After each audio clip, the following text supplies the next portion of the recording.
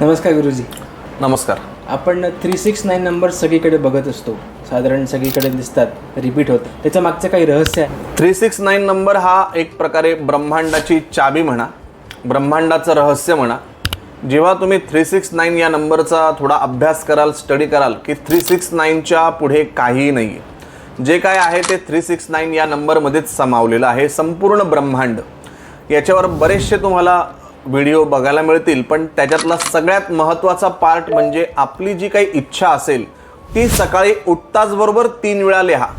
दुपारी 12 वाजता बरोबर 12च्या ठोकेला ती इच्छा 6 वेळा लिहा.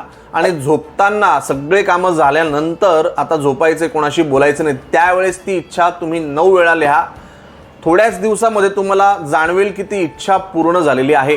हा सगळ्यात महत्त्वाचा नियम आहे 369 या नंबरचा.